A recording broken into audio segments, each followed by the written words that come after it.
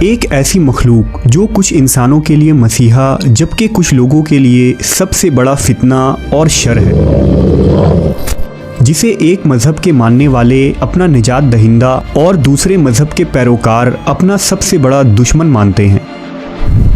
قرب قیامت میں ظاہر ہونے والی یہ شخصیت آخر کون ہے؟ جب وہ ظاہر ہوگا تو دنیا میں کیسی فساد مچے گی، اور کیا دور حاضر میں اس کے آنے کی تیاریاں مکمل ہو چکی ہیں؟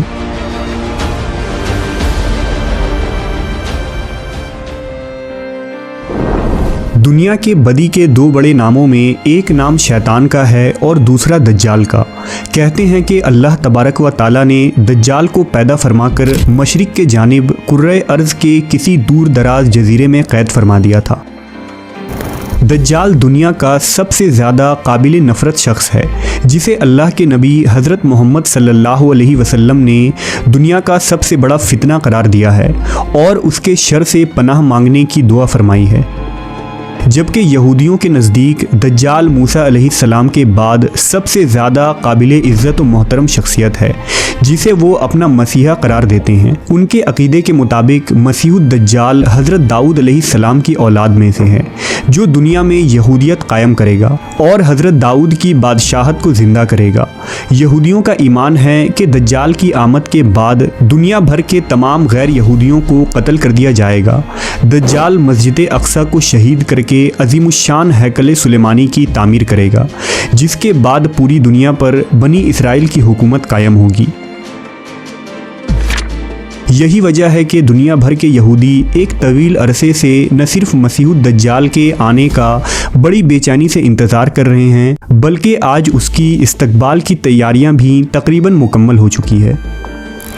یہودیوں کے مقدس کتاب تلمود کے مطابق دجال انسانوں کی طرح ہی پیدا ہوگا اور پرورش پائے گا۔ اس کے پاس بہت پر اسرار طاقتیں ہوں گی۔ انہی طاقتوں کے بلبوتے پر وہ یہودیوں کا نجات دہندہ بن کر آئے گا۔ یہودیوں کے مطابق وہ نسل انسانی کا عظیم بادشاہ ہوگا۔ اس کے زمانے میں سارے مذاہب ختم ہو جائیں گے اور صرف یہودیت ہی باقی بچے گی۔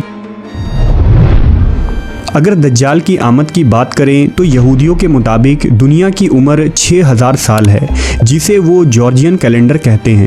ان کے مطابق اس کائنات کی تخلیق سے لے کر اب تک 2240 سال گزر چکی ہیں اور 6000 سال کے آخری سالوں میں مسیح الدجال کی آمد ہوگی۔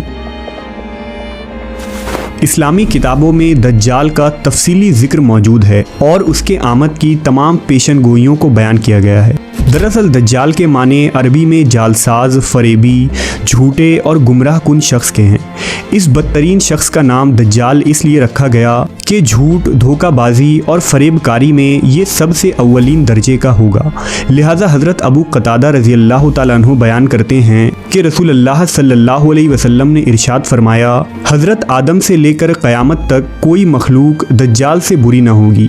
اسی طرح دجال کے حلیے کے متعلق اگر مختلف روایتوں اور احادیث کو جمع کیا جائے تو وہ کچھ یوں بنتا ہے: دجال پستہ قد، بھاری بھرکم جسم اور مکروہ چہرہ والا ہوگا۔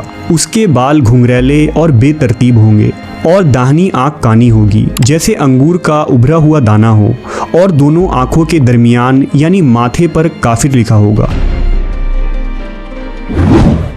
اگر خروج دجال کی بات کریں تو یہودیوں کے عقیدے کے مطابق مسیح دجال روم کے دروازے پر آئے گا۔ وہ بنی اسرائیل کو اپنے ارد گرد جمع کرے گا اور یروشلم کی طرف لے جائے گا۔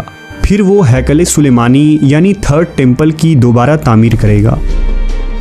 جبکہ اسلامی روایتوں کے مطابق دجال مشرق کی سمت میں اصفہان نامی شہر سے نکلے گا۔ دجال زمین پر 40 دن رہے گا، جن میں سے ایک دن 1 سال کے برابر، ایک دن 1 ماہ کے برابر اور ایک دن 1 ہفتے کے برابر ہوگا، جبکہ باقی ایام سال کے عام دنوں کی طرح ہوں گے۔ اس وقت دجال اپنے گدھے پر سوار ہو کر ساری دنیا کا چکر لگائے گا۔ روئے زمین کا کوئی میدانی، صحرائی اور پہاڑی علاقہ ایسا باقی نہ رہے گا جہاں وہ نہ پہنچے۔ البتہ مکہ اور مدینہ پر فرشتوں کا پہرا ہونے کی وجہ سے وہ اس میں داخل نہ ہو پائے گا۔ دجال طرح طرح کے شعبدے بازی اور کرشمے دکھا کر لوگوں کا ایمان برباد کرے گا۔ اس دور میں دجال کے پیروکاروں کے علاوہ باقی لوگ سخت تکلیف میں ہوں گے۔ दरअसल बाबुल की असीरी और यहूदियों के सेकंड टेम्पल की तबाही के बाद यहूदी अपने इस मसीहा का बेसब्री से इंतज़ार कर रहे थे।